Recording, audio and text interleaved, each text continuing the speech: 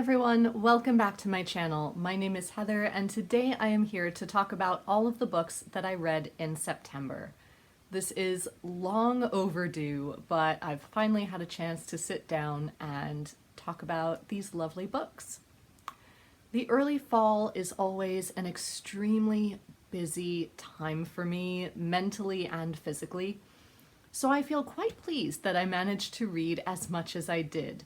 However, it may have affected my memory slightly, so I will do my best to tell you what I thought of these books. First of all, speaking of memory, I want to tell you all about the one digital book that I read this month, and that was a review arc of The Muse of Maiden Lane by Mimi Matthews. And this is the last book in her Bells of London romance series. These are Victorian romance novels that are very much clean, and they follow four friends who are all equestrians of some sort, but also have some sort of mental or emotional roadblock that they need to overcome. And as they are overcoming it, they usually manage to find love at the same time. So in this final book, we are introduced to Stella Hobhouse, and Stella has featured the least in the previous three books. And we find out why that is in this last book. And it is mainly to do with her brother. Their parents have both died, and her brother is a minister, but he is also extremely strict. And so she is often not allowed to spend as much time in London or at the same events that the other three friends are meeting in. In this book, Stella is feeling increasingly more and more trapped by her brother and his rules, and also the fact that he is trying to marry her off to a man who is highly unsuited to her. However, she has also gone prematurely gray, which she is quite self-conscious of, and which her brother and this other man feel is quite a detriment to her in terms of marital prospects. However, she has also met a young artist named Teddy, who apparently also features in one of Mimi Matthews' other series, which I haven't read yet. And Teddy is fascinated by Stella, and he wants to paint her. The manner in which he goes about telling her this is a bit forward and does put her off initially. But soon she learns to love herself and see herself the same way that Teddy sees her. And I loved falling into this story. That's the wonderful thing about Matthews's writing, is that they are so easy. And that's not to say that they're not beautifully written, but it's easy to get to know these characters quickly and to fall in love with them. And the natural progression of events just flows perfectly.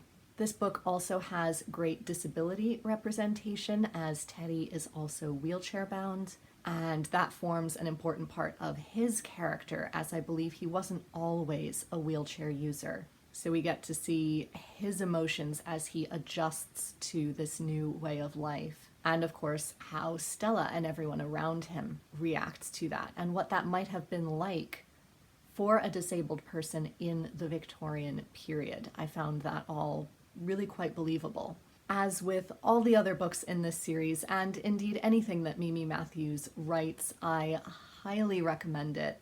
I am sad to be leaving these characters, but I am so thrilled that I was able to review this book early, considering how many years I have spent loving these characters and waiting for each new book. So thank you to Mimi Matthews and her team for allowing me to review this book. It's being published in mid-November here in the US, so do look for it in bookstores or at your local library if that sounded at all interesting to you. My other absolute favorite read of the month has to be Drama and Danger by J.T. Williams, which is part of the Lizzie and Belle mystery series. I heard about these through Katie at Books and Things, They are a middle grade series that is published in the UK. I did have to order these because you cannot get them here in the US. And they feature two real historical figures, Lizzie Sancho, who was the daughter of Charles Ignatius Sancho, and Dido Bell, or Dido Bell Kent, I believe, the niece of Lord Mansfield. And we see these two girls when they are about 11 or 12 years old. And they decide to team up and try to solve a mystery together. The premise is that Charles Ignatius Sancho has been invited by, I believe, David Garrick's theater company in London to be the first true black man to play Othello. Unfortunately, we learn in the epilogue that that did not actually happen. It was a different black actor a few decades later who had that privilege. But it did give the opportunity for us to explore race relations in London in the 18th century, the wonderful community that was there for them, but also the dangers that came along with it, as well as how class played a role in that as well. Dido Bell being brought up by a very aristocratic family, whereas Lizzie Sancho living in very much a working class family. Back to the premise, as Charles Ignatius Sancho is performing Othello for the first time, there's a terrible accident, I believe in a Phantom of the Opera type moment. The chandelier comes crashing down on the stage and very nearly misses him. And everyone claims, oh, it was just an accident. We'll take a few weeks off for him to recover from his concussion and then we'll go back.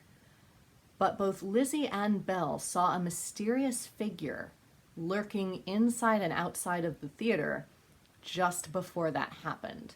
So they begin to think, I'm not sure that that was an accident. And they team up together to try and figure out what was going on to try and protect Lizzie's father from any further misfortune. So as I said, it explores a lot of really interesting issues around class and race in the late 18th century in Britain. And I love that it does that through the eyes of, to my eyes, middle schoolers. I think they did that in a very believable way, but it also doesn't dumb down these ideas for their readers. And the illustrations are beautifully done and beautifully timed throughout the book.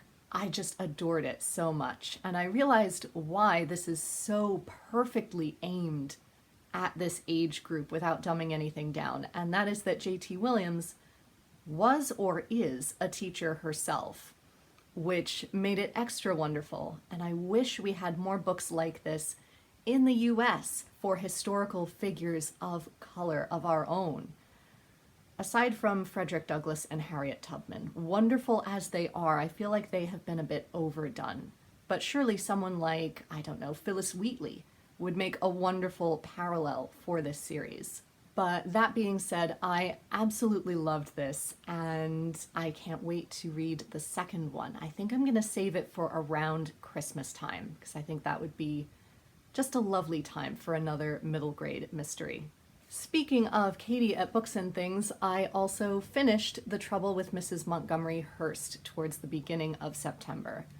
This is Katie's second novel, centering around a fictional small town and what happens when its most eligible bachelor marries a woman with a mysterious past. It turns out this woman is a widow with children, and soon tongues start wagging. I really enjoyed all of the characters. I loved the way that it looked at all of the issues that it explores. Possible spoiler warning for those issues.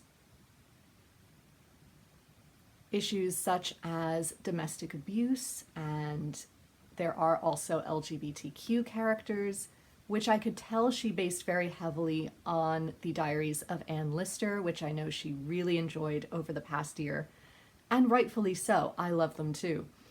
So I love that she explored what that would have been like for people in this period. It's definitely more cheerful than The Secrets of Heartwood Hall. I wish it had been slightly more of a happy ending, but it is fairly realistic as well, so I understand why she made the choices she did. And it was just lovely. I really enjoyed it. I also picked up The Picnic at Hanging Rock by Joan Lindsay, which is an Australian classic that I had heard tons about. And when I mentioned that I was going to be reading it, a lot of you were very excited for it. And I really did enjoy the writing style. It was literary without being too flowery. The air of mystery that it had was very fitting, but at times I felt it was a little bit too vague and hard to follow what they were actually trying to tell us. I thought the lower class Australian dialogue was also really cleverly written. I could really hear that character's voice in my head. I've forgotten his name right now. But the manservant for the much richer, I believe, English transplant gentleman.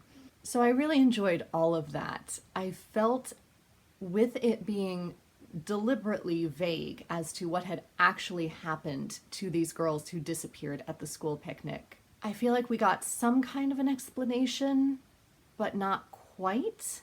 I've talked about this with Daphne du Maurier as well, that I wish there had been slightly clearer signs as to exactly what happened, but I can see why people enjoyed it so much, and I am very glad to have read an Australian classic. I also picked up another Emily Henry book in September. This time it was Book Lovers.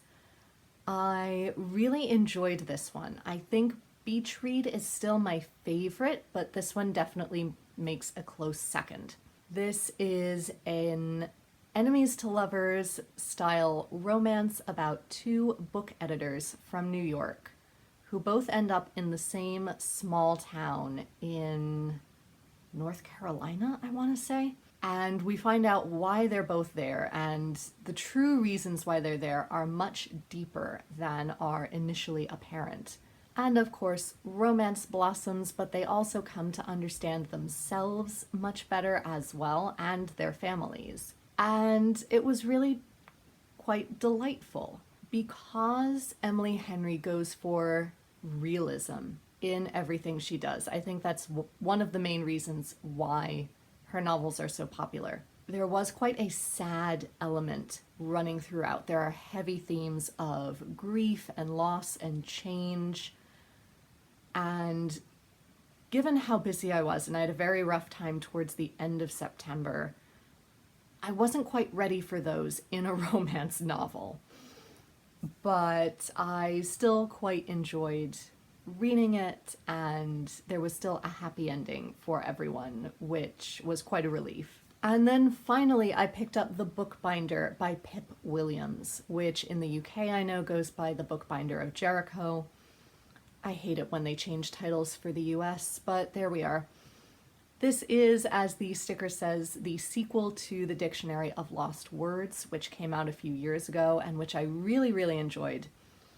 This is a closer sequel to that than I initially realized. So it did make me want to go back and reread The Dictionary of Lost Words, because while I remembered the overall plot of that book, I had forgotten a few exact character names and sequences, so I may have missed a couple of tiny clues.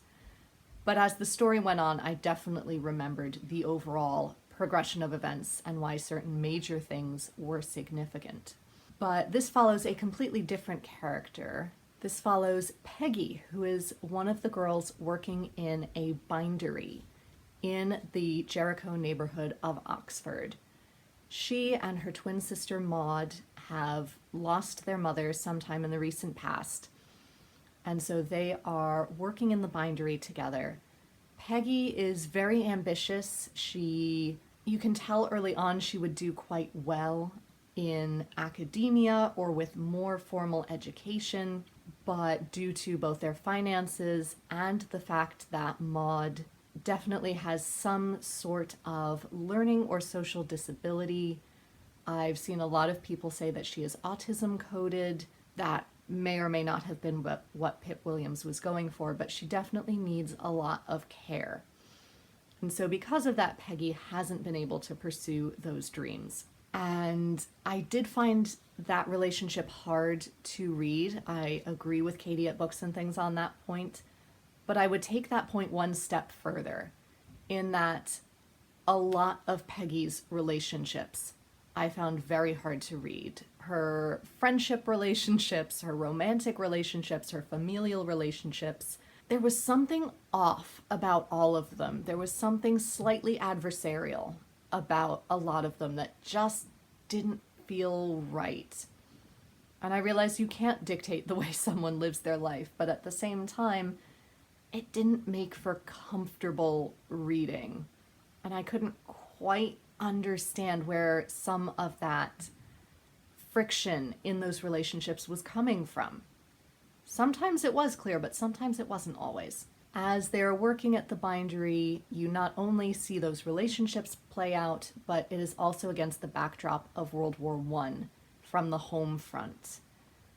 But of course, they know people who are on the front lines, so we see what that was like through letters as well, and we compare the two sets of hardships. It was very well done, and I think a fitting sequel to the Dictionary of Lost Words. I just didn't warm to Peggy as much. In addition, in September, I was still working my way through Our Mutual Friend by Charles Dickens on audiobook, which I have now finished. It's almost mid-October, and I believe I finished it last week. So fittingly, I will be talking about that in my Victober wrap-up at the end of this month, so stick around for that. But let me know down below what your favorite read of September was, or if you have any recommendations for me based on the reviews I've given of these books. As always, I love hearing from you in the comments, and until next time, be safe, be well, and happy reading. Bye everyone.